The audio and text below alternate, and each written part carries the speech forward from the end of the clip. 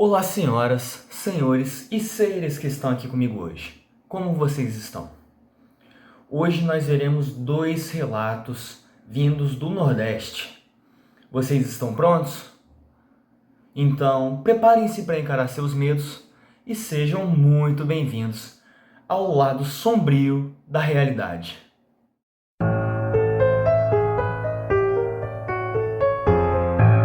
Então vamos para o primeiro relato.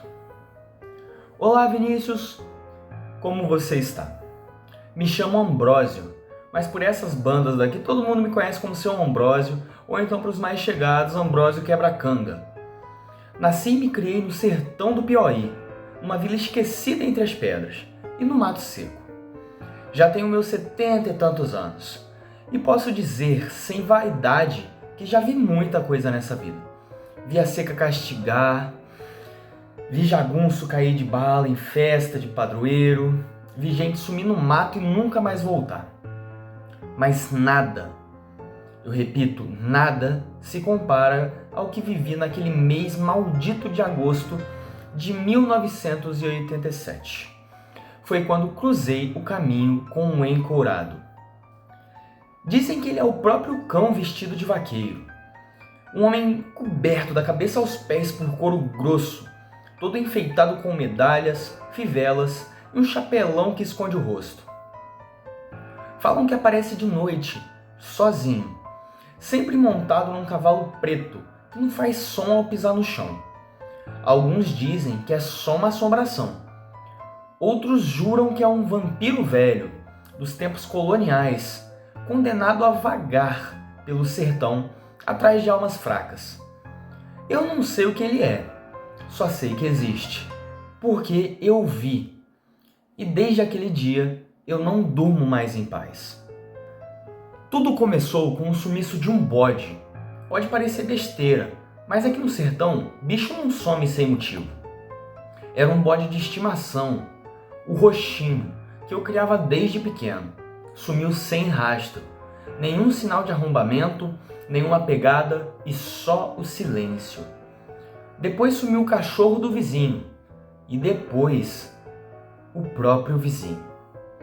A vila entrou em alvoroço.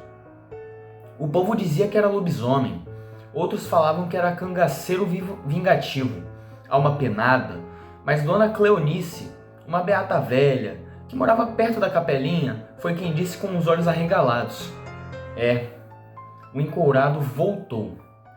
A primeira vez que vi o bicho foi numa madrugada, quando saí para verificar umas armadilhas no mato. A lua estava cheia, mas encoberta por nuvens. O mato fazia aquele silêncio pesado, só quebrado pelo cricrilar dos grilos. Foi quando ouvi o trote, um cavalo vindo bem devagar, pisando como se o chão fosse feito de vidro. Me escondi atrás de uma pedra e espiei. Lá vinha ele, o encourado, todo coberto de couro escuro e o rosto escondido pela aba do chapéu. Não falava, não olhava para os lados, só andava. O cavalo parecia não tocar o chão. O ar ficou gelado, mesmo com o calor que tinha aqui no sertão. Jurei que era medo, mas até as folhas pararam de se mexer. Depois disso ele sumiu na mata, como se tivesse simplesmente evaporado. A partir daí, tudo desandou. O gado começou a aparecer morto, seco, como se tivesse sido sugado. Gente da vila teve febre estranha, sonhos com um homem de couro. Uma mulher jurou ter ouvido batidas na porta de casa e quando abriu, não viu nada. Só um cheiro forte de couro queimado. Só um segundo.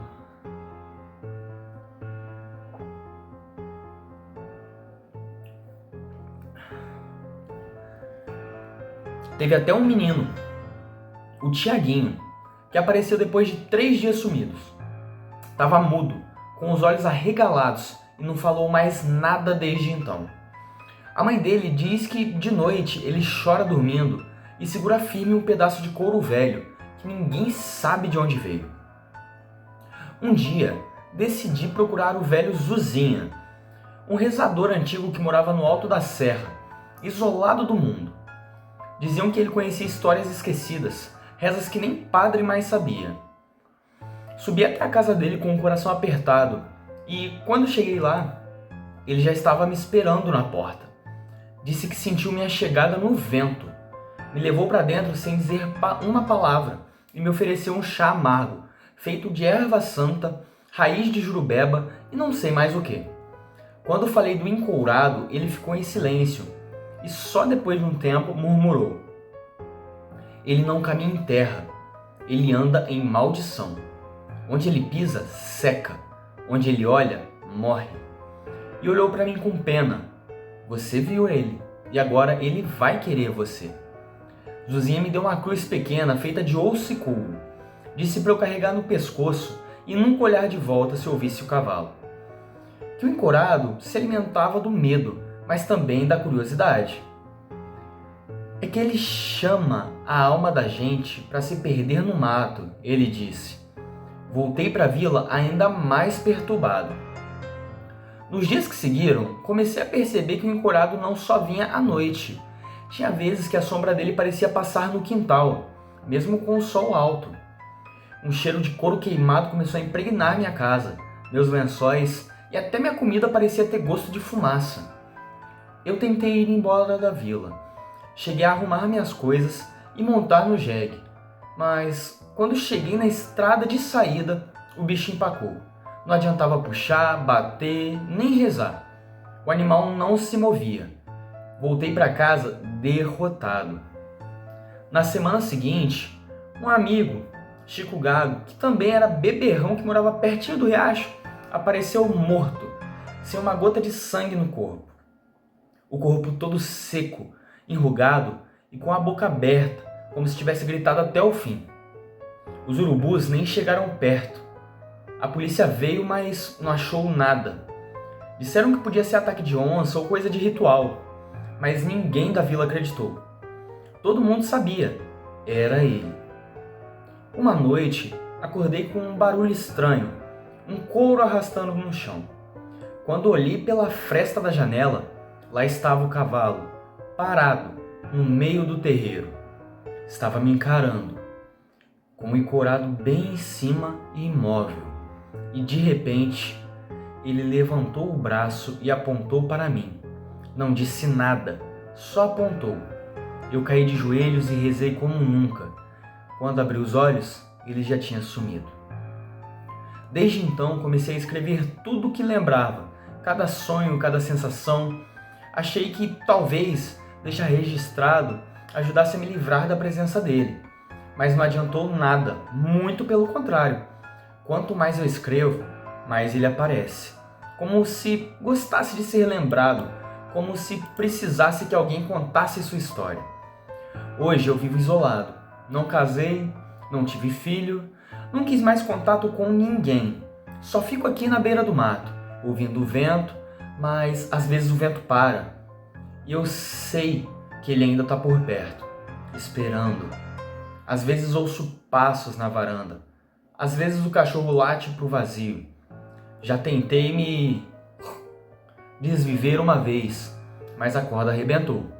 O veneno que tomei me fez vomitar tudo, como se ele não deixasse, como se me quisesse vivo, até a hora certa. Então, se um dia você ouvir um cavalo andando sem som, no meio da noite quente, corra ou reze, porque o encorado não esquece quem viu ele. E eu, Vinícius, eu sei que uma hora dessas, ele volta para me buscar. Então, gente, esse foi o relato de hoje. Espero muito que vocês tenham gostado. Caso tenham gostado, deixem um like, se inscrevam, vai me ajudar muito. E antes de finalizar o vídeo, queria deixar aqui só uma curiosidade, né? Algo sobre o encouraçado, ou encorado, depende muito. Tem gente que chama de encoraçado, encorado. O encorado, ele é como se fosse a versão brasileira de um vampiro. Porém, diferente dos vampiros que têm aí histórias ao redor do mundo, o encorado não morre para nada. Ele é um ser imortal. Alho, crucifixo, luz do sol, qualquer coisa. Ele é imortal. Isso que eu acho muito interessante e assustador ao mesmo tempo. Essa foi a curiosidade. Espero de coração que vocês tenham gostado.